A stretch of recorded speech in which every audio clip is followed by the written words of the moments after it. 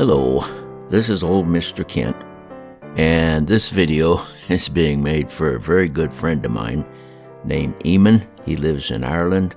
His channel is called the Rolex Channel and More, and I'll put a lot of links down in the description because I'm going to be explaining a few things that I recently kind of figured out, and it answers a lot of important questions for Eamon.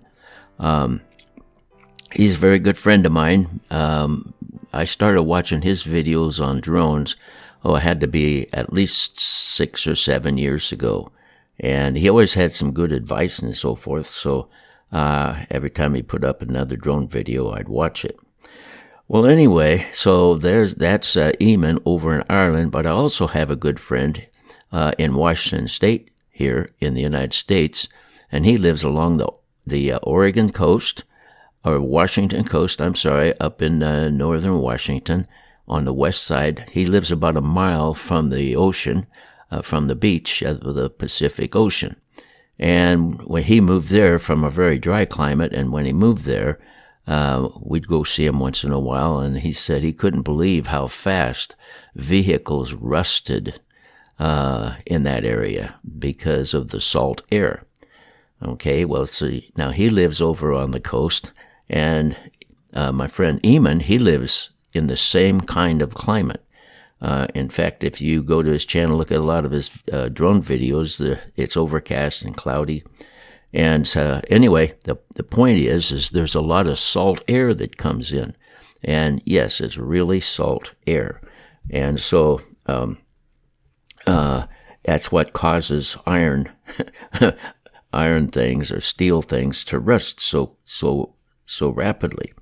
And so knowing that there's actually salt in the air, which there is, that a lot of things, especially over on the ocean, near the ocean, they either make them out of brass or they galvanize it. Galvanized steel is what they use. They put a thin coating of zinc on the steel, and it's called galvanized because of the electrical process. But anyway, that keeps the iron from rusting quite so fast, and it protects it. In fact, they use it on ships. They put little blocks of zinc on the ships, and because of the electrolysis, the way it works, it rusts the zinc off instead of rusting the steel, and then they replace the zinc blocks with new ones. So it prevents rust, because that's one thing that especially salt water is destructive to iron, because it just builds up rust.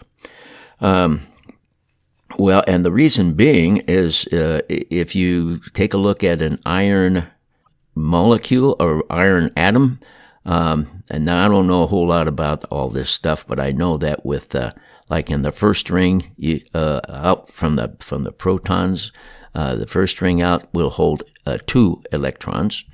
The second ring out will hold 8 electrons, and it keeps increasing as you go on out. Well, if you look at that steel atom, it's only got 2 atoms or 2 electrons in the outer ring, which means there's plenty of room for other things to join in. Now, I don't know if you know what an ion is, but an ion is simply an atom that has lost an electron. That's where the ionosphere comes from. And so it's looking around for something to share its electrons with it. And so that's why iron is so easy to, like if you want to solder something, iron is the perfect thing to solder to, because the solder and the zinc in the solder and the iron go together so easily. Well, anyway, so the iron atom will combine with anything. Well, one of the things that I kept wondering, why are his drones crashing, just crashing? Well, so then I started doing some research. I said to myself, is salt magnetic? Because if it is, the motors used in drones are run totally on magnetism. And so if you take a look at a drone motor, there's a ring outside, an outer ring that spins around, and it's attracted by the inner magnets. So the outer ring has a lot of little permanent magnets on it. The inner ring has electromagnets on it. And so now you've got magnets, and you've got salty air. Now, I'll put a copy of the article that I found down in the description. You can read it for yourself. Salt is magnetic.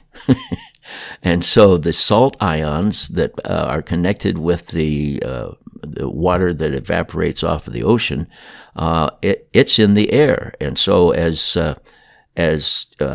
and if you have something magnetic that's in the air, and if you have strong magnets, they're going to attract each other. And so I got to thinking about that, and I thought, okay, so the brushless motors have really good iron magnets, especially in the outside part that has the permanent magnet. And then I read this article, and then I also found out that I have another friend who has a 45-foot ocean-going catamaran. And his catamaran has this device in it where he can pump ocean water through it, and it'll come out with salt-free water, because that unit works on magnetism. As the water goes through, the magnets attract all of the salt out of the water. Okay, now then, we'll put all this together. So my friend Eamon, he buys a new drone. Or somebody's been giving him drones because they seem to crash so easily. And of course he's on the same kind of an income that I am. We're on Social Security here, me and my wife. So we don't have a big budget. Anyway, so neither does he. And so people are giving him drones because he's a lovable guy. Everybody loves him. You can't help but love the guy. Anyway, and he was kind of discouraged recently because he was thinking about just giving up his channel. And I don't want him to do that. And I'm sure if you know Eamon, you don't want him to do that. So anyway, I started putting all this stuff together.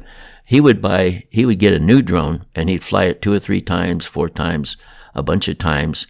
But as that drone was flying through the air, the salt air there where he lives, you can't get rid of it, it's there. As he's flying through there, those magnets are collecting salt ions. Now that's the same thing that happens with vehicles, motor vehicles that rust out. That generates a rust on those magnets. And by the way, the distance between the inner magnets and the outer magnets is only a few thousandths of an inch. They're very, very close. If they're further away, well, then you don't have the power that you need. So they have to be really close. And so since they're only a couple thousandths of an inch apart, if one of them starts to build up some kind of a crust, which we call rust, because of the salt that's collecting, the salt ions and the magnetic steel combine, and then it begins to build up in there. Pretty soon, one of those motors sooner or later is going to start having the two magnet sections rubbing against each other. When that happens, that's called friction. Then the motor's going to slow down, and all it has to do is just slow down a little bit, and the whole drone's going to topple into the sea. And that's what he's had so many times that has happened to him. So anyway, and you know, like if you live in next to an ocean, next to a big body of salt water, and you're flying your drone and all of a sudden it just goes down, that's very likely the problem. So, and if I had a drone and I was living in where there's a lot of salt air, I would never fly my drone on a cloudy day because there's a lot of moisture in the air on a cloudy day, which means there's a lot of salt in the air. If you are at the ocean, like when we used to ride the Harley to the ocean from where we lived, it would always be rainy and wet. We'd drive the car and it would always be nice and sunshiny. Anyway, but if it's rainy and wet, there's a lot of moisture in the air. When it's big blue skies and everything is nice and warm and you're at the ocean, there's very little moisture in the air, which means there's very little salt in the air. So if you have a drone and you live where in a damp area like Washington State, along the coast, or like where Eamon lives, you might want to be real careful about flying your drone on a cloudy day. So I don't know if that's the actual reason, but I can tell you that from what I've learned in the last couple of days of doing some studying, I had to put this video up because now Eamon and I and his friends know why his drones just keep falling out of the air. So anyway, I hope this is helpful for you. And I would suggest that you go to Eamon's channel and tell him thank you for putting up so many so many reasons to why we shouldn't fly our drone close to the saltwater on a very cloudy day.